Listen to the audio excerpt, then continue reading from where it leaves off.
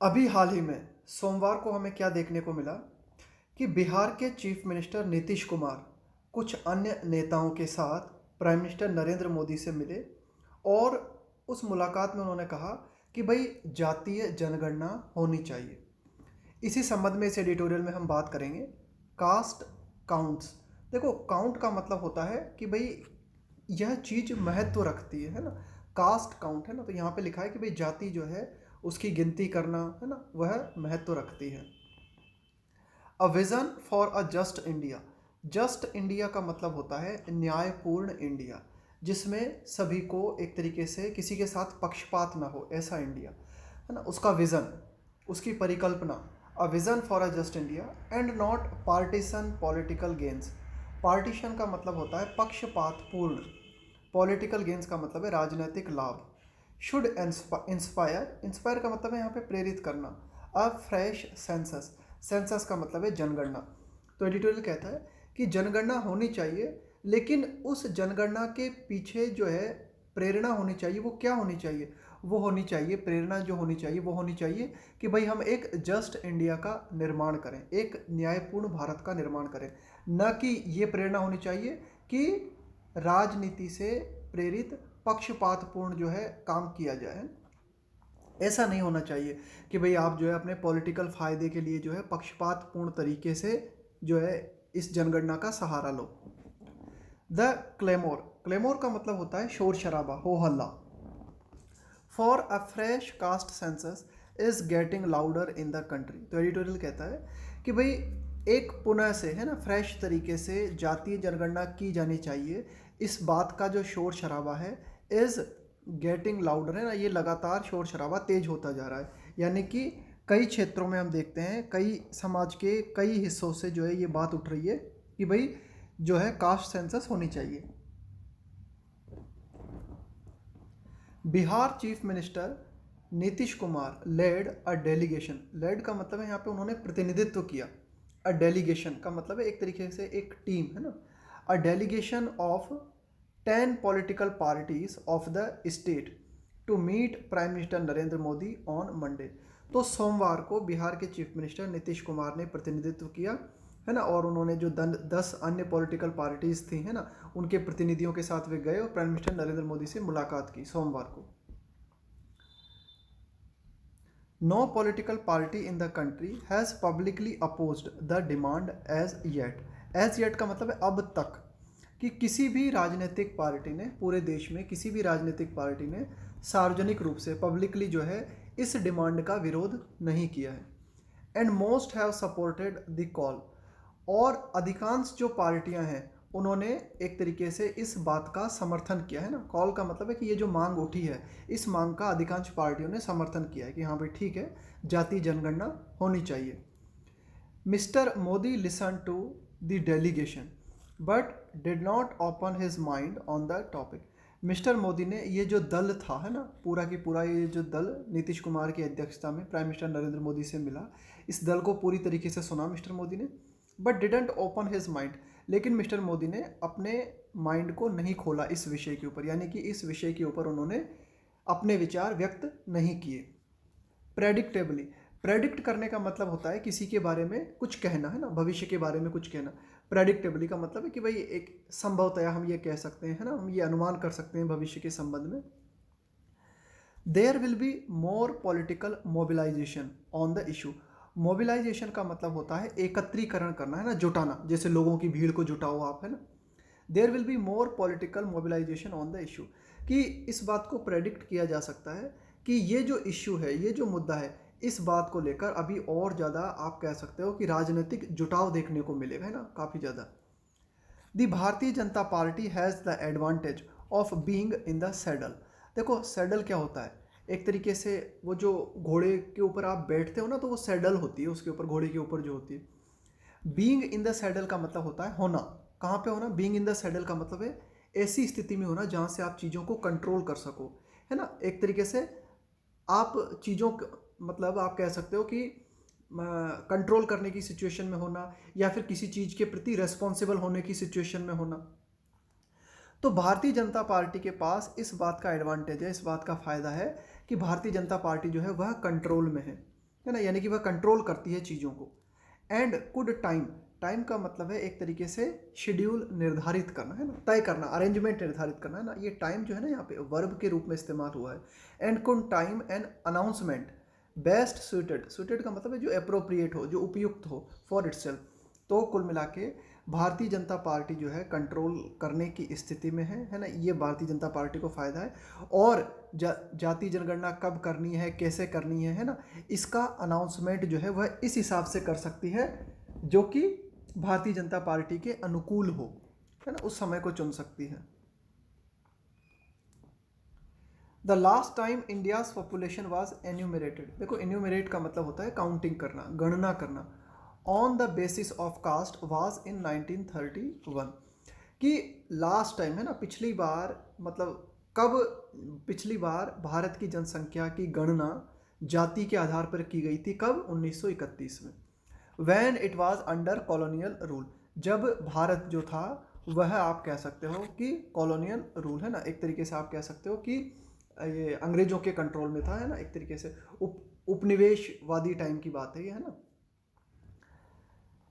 There is a strong argument, यह एक आप कह सकते हो कि बहुत ही मजबूत तर्क है, दैट द कॉलोनियल सेंसस, कि भाई एक तरीके से उपनिवेशवाद के टाइम पे जो जनगणना की गई थी, वाज अबाउट, वह किस बारे में थी,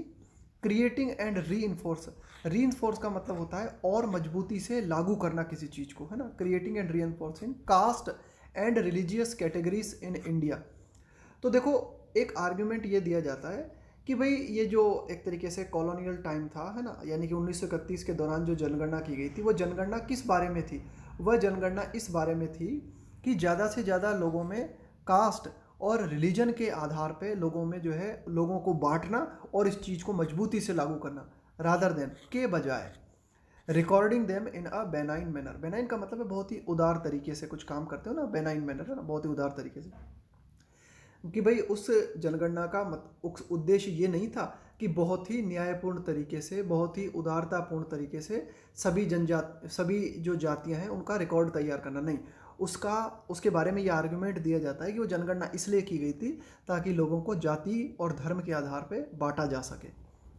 effective governance requires robust data on the govern, देखो गवर्न का मतलब होता है वे लोग जिनके ऊपर शासन किया जाता है, रॉबस्ट का मतलब होता है बहुत ही मजबूत, बहुत ही ज़्यादा पावरफुल। अगर प्रभावशाली शासन, इफेक्टिव गवर्नेंस, प्रभावशाली शासन के लिए ज़रूरत होती है कि हमारे पास पावरफुल आंकड़े होने चाहिए। किन चीज़ों के आंकड़े होने चाहिए, जिन लोगों को शासित किया जा रहा है उनके पर्याप्त आंकड़े हमारे पास होना चाहिए। भाई ये पर्टिकुलर क्षेत्र है, इस पर्टिकुलर क्षेत्र में कितने लोग रहते हैं, है ना, कौन कौन सी कम्युनिटी के हैं, कितने पढ़े लिखे हैं, कितने अनपढ़े, तो ये सारे डेटा अगर आपके पास हैं तो आप बेहतर तरीके से शासन चला सकते हो। The creation of categories, the creation of categories is itself a political act, editorial कहता है कि एक तरीके से कैटेगरी निर्मित करना, है ना, यह अपने आप में एक राजनीतिक एक्शन है, राजनीतिक कदम है। Indian politics and governance structure are all premised on, कि भारतीय जो राजनीति है और भारतीय जो शासन है ना, भारतीय शासन का जो स्ट्रक्चर है, उसका जो ढांचा है, यह आधारित है, प्रेमाइज का मतलब है किस, है ना, इस पर आधारित है, इस पर बेस्ड है, प्रेमाइज्ड ऑन कैटेगरीज, है ना, that were formed up during colonialism. तो एक तरीके से भारतीय शासन व्यवस्था का जो आधार है वह विभिन्न लोगों को हमने विभिन्न कैटेगरीज में बांट रखा है और इन कैटेगरीज को मजबूत किया गया था, फर्म अप का मतलब होता है और मजबूत बनाना, ड्यूरिंग कॉलोनियलिज्म, है ना, कि भाई ये जो उपनिवेशवाद का टाइम था इस दौरान, है ना, औपनिवेशिक काल के दौरान जो है इन आप कह सकते हो कैटेगरीज को और ज़्यादा मजबूत बनाया गया। बट द सैलियंस, सैलियंस का मतलब होता है प्रमुखता, of caste as the fundamental marker of identity for an Indian has only grown since independence, editorial कहता है लेकिन ये जो प्रमुखता है ना, but the salience of caste, है ना, जाति की जो प्रमुखता है ना, यह एक आप कह सकते हो कि एक आधारभूत चिन्ह बन गया, है ना, ये एक आधारभूत पहचान बन गई भारतीय के लिए, है ना, और ये पहचान बढ़ती चली गई, कब से, स्वतंत्रता के टाइम से, has only grown since independence, की स्वतंत्रता के टाइम से ये जो जातीय होने की जो निशानी है ना भारतीय की, है ना, वह स्वतंत्रता के टाइम से और ज़्यादा बढ़ती चली गई। एज द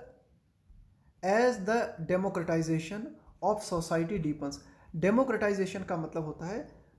किसी मतलब कोई पर्टिकुलर क्षेत्र है उसके लोकतंत्र में तब्दील होने की प्रक्रिया, है ना। मतलब जो लोकतंत्र का विकास हुआ, जो लोकतंत्र और बढ़ता चला गया, सोसाइटी डीपन का मतलब है गहरा होना, कि भाई ये जो लोकतंत्र बनने की प्रक्रिया है जैसे जैसे समाज में और गहरी होती है, क्वेश्चंस आर बीइंग रेस्ड, त्यों त्यों हम देख रहे हैं कि कई तरह के प्रश्न जो है वे उठाए जा रहे हैं। रेस का मतलब है उठाना, रिगार्डिंग किस संबंध में, द स्टेटस ऑफ दलित, कि भाई जो दलित है उनका क्या स्टेटस है, इसके अलावा जो विभिन्न तरह की जनजातियां हैं, ट्राइबल कम्युनिटीज़ हैं, है ना, एंड अ लार्ज सेक्शन, एक बड़ा तबका है, ऑफ द पॉपुलेशन, है ना, जनसंख्या का एक बड़ा तबका है, दैट इज कैरेक्टराइज्ड, है ना, जिसको कि परिभाषित किया गया है हमारे संविधान में किस रूप में, as socially and educationally backward classes. इस संविधान में हमारी जनसंख्या का एक बहुत बड़ा हिस्सा है जिसे सामाजिक रूप से और शैक्षणिक दृष्टि से पिछड़े वर्ग की कैटेगरी में रखा गया है ना। तो यही एडिटोरियल कह रहा है कि भाई ये जो कई तरह के लोग हैं, है ना, जैसे कि सोशली एंड एजुकेशनली बैकवर्ड है, दलित हैं, ट्राइबल्स कम्युनिटीज़ हैं, तो इनका वर्तमान संदर्भ, इनका अगर हम वर्तमान हालातों में देखें तो इनका क्या स्टेटस है ना। तो ये इस प्रकार के प्रश्न जो है काफ़ी उठाए जा रहे हैं। Political representation of these communities has increased, कि भाई political representation of these communities has increased, कि भाई ये जो कम्युनिटीज़ की हमने बात की है ना, इनका राजनीतिक प्रतिनिधित्व बढ़ा है, and their participation in government jobs has risen, और ये जो हमने बात की इन कम्युनिटीज़ की, इनकी भागीदारी सरकारी नौकरियों में उसमें भी जो है बढ़ोतरी देखने को मिली है ना, हैज़ रिजन, है ना, उसमें भी जो है बढ़ोतरी देखने को मिली। It is assumed that particular groups within each category, भाई इस बात को माना जाता है कि कुछ वर्ग जो है ना, कुछ ग्रुप्स हैं हर कैटेगरी के अंतर्गत, है ना, कि जो भी हमने कैटेगरी की बात की है ना, दलित्स है, ट्राइबल्स हैं, इसके अलावा सोशली बैकवर्ड है, एजुकेशनली बैकवर्ड है ना, ये सारी कैटेगरीज में कुछ खास ग्रुप्स हैं, हैव बेनिफिटेड डिसप्रोपोर्शनेटली। डिसप्रोपोर्शनेटली का मतलब होता है गैर अनुपातिक ढंग से, from political and job reservation, कि भाई ठीक है राजनीतिक क्षेत्र में आरक्षण दिया गया है, विभिन्न जॉब्स में आरक्षण दिया गया है, लेकिन इस आरक्षण के चलते कुछ खास वर्ग को मतलब कुछ ज़्यादा फायदा मिल गया और कुछ को बिल्कुल नहीं मिल पाया, है ना। तो ये बात देखने को मिली है। And there are demands for sub quotas, और अब इस तरह की मांग है कि सब कोटा निर्मित किए जाए, है ना, कि भाई ठीक है जो आरक्षण दे रखे ना उनमें और भी कई लोग हैं और भी कई ऐसे ग्रुप्स हैं जिनके लिए कोटा निर्धारित करने की ज़रूरत है। मैनी कम्युनिटीज़ आर डिमांडिंग, कई समुदाय हैं वे इस बात की मांग कर रहे हैं, इंक्लूजन इन वन कैटेगरी, कि भाई उन्हें जो है किसी वन कैटेगरी में जो है रखा जाए, और द अदर, है ना, या मतलब कई समाजों की तरफ से ये डिमांड आ रही है कि भाई हमें इस कैटेगरी में रखा जाए या इस कैटेगरी में रखा जाए, है ना, शामिल किया जाए।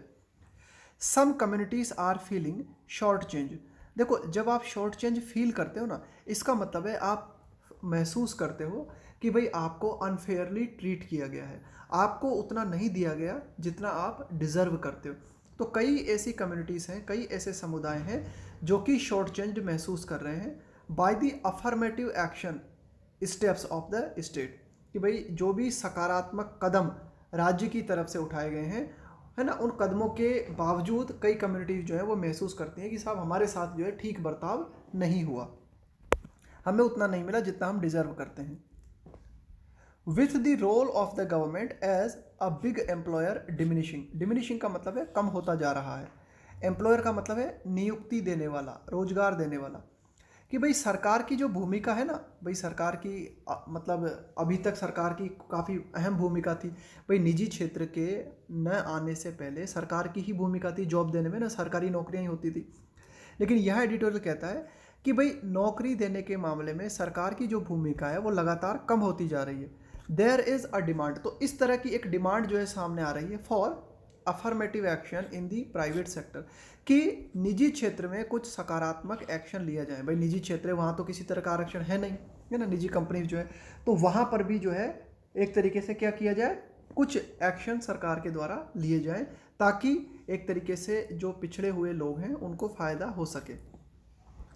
All these questions are being debated without adequate and reliable data. अब ये जो सारे की सारे प्रश्न हैं इनके ऊपर बहस की जा रही है, डिबेटेड, है ना, विदाउट, एडिक्वेट का मतलब है सफिशिएंट, पर्याप्त, एंड रिलायबल का मतलब है विश्वसनीय, डेटा का मतलब है आंकड़े, कि भाई बिना पर्याप्त और बिना विश्वसनीय आंकड़ों के ये सारे प्रश्न डिस्कस किए जा रहे हैं। इसका कारण क्या हो रहा है, लीड टू, है ना, लीड टू का मतलब है ये जो बातें हम कर रहे हैं, इन प्रश्नों को हम डिस्कस कर रहे हैं ना, तो इनके कारण हो क्या रहा है, लीडिंग टू, ये कारण बन रहे हैं किस चीज़ का, conflicting and often misleading claims, है ना। कन्फ्लिक्टिंग का मतलब है एक तरीके से टकराना, मतभेद की स्थिति उत्पन्न होना, उसको बोलते हैं conflict. And often mislead, mislead का मतलब है एक तरीके से गलत डायरेक्शन में ले जाना किसी को, उसको बोलते हैं मिसलीड। क्लेम्स का मतलब है दावे। तो कई तरह के ऐसे दावे सामने आ रहे हैं जो कि मिसलीड करने वाले हैं, जो कि कन्फ्लिक्ट पैदा करने वाले हैं, मतभेद पैदा करने वाले हैं ना। Supporters of a caste census cite these reasons while sceptics fear, कि भाई जो कास्ट सेंसस के को सपोर्ट करते हैं ना, जो एक तरीके से जाति के आधार पर जनगणना को सपोर्ट करते हैं, साइट, साइट का मतलब है हवाला देना, है ना, उदाहरण देना, दीज रीजन्स, वे ये जो सारे की सारे कारण है ना, इनका हवाला देते हैं और कास्ट सेंसस को सपोर्ट करते हैं, है ना। वाइल स्केप्टिक्स, स्केप्टिक्स का मतलब होता है जिसके मन में डाउट्स होते हैं, संदेह करने वाला, उसको बोलते हैं sceptic. Fears it will only widen social rift, जबकि जो व्यक्ति संदेह करने वाले हैं उनको डाउट है कि ये जो कास्ट सेंसस है ये क्या करेगी, जो हमारी सामाजिक दरार है ना, रिफ्ट का मतलब होता है दरार, जो सामाजिक दरार है उसको और ज़्यादा चौड़ा करने का काम करेगी, क्या, caste census. They also point, है ना, तो ये जो संदेह करने वाले लोग हैं, है ना, यानी कि जातीय जनगणना को लेकर जिन लोगों के मन में संदेह है, वे इस बात की ओर भी इशारा करते हैं, टू द मल्टीट्यूड, मल्टीट्यूड का मतलब है एक तरीके से काफ़ी मात्रा में, है ना, अधिकता होना किसी चीज़ की, बहुत ज़्यादा मात्रा में होना, multitude of practical problems such an exercise will encounter का मतलब है फेस करना। तो एक तरीके से जो स्केप्टिक्स हैं, है ना, जो संदेह करने वाले लोग हैं, वे इस ओर भी इशारा करते हैं कि कई सारी प्रैक्टिकल प्रॉब्लम्स हैं जिनका हमें सामना करना पड़ेगा कास्ट सेंसस के दौरान, है ना, इस एक्सरसाइज के दौरान, इस गतिविधि के दौरान। आगे एडिटोरियल कहता है कि व्हाट इज़ नॉट डिबेटेबल, कि वह बात क्या है जो कि विवादास्पद नहीं है ना, जिस पर मतलब बिना किसी विवाद के जिस बात को हम कह सकते हैं वो, हाउएवर, हालांकि वो बात ये है, इज़ द फैक्ट, वो तथ्य ये है, दैट इनइक्विटेबल, इनइक्विटेबल का मतलब है जो न्याय संगत ना हो, जो न्यायपूर्ण ना हो, inequitable distribution of power and wealth, endanger, endanger का मतलब होता है खतरे में डालना, द स्टेबिलिटी का मतलब है स्थायित्व, ऑफ एनी सोसाइटी। एडिटोरियल कहता है कि भाई ये बात विवाद के बाहर है ना, इस बात मतलब इस बात पे तो आप विवाद कर ही नहीं सकते, है ना, इस तथ्य पे आप विवाद नहीं कर सकते कि अगर अनुचित रूप से पावर का और धन संपदा का वितरण अगर समाज में होता है तो वह समाज की स्थिरता को खतरे में डालता है, यानी कि पूरा समाज है तो उसमें एक संतुलित तरीके से पावर और वेल्थ का डिस्ट्रीब्यूशन होना चाहिए। आगे एडिटोरियल कहता है कि partition political gains should not be the motivation for a fresh census,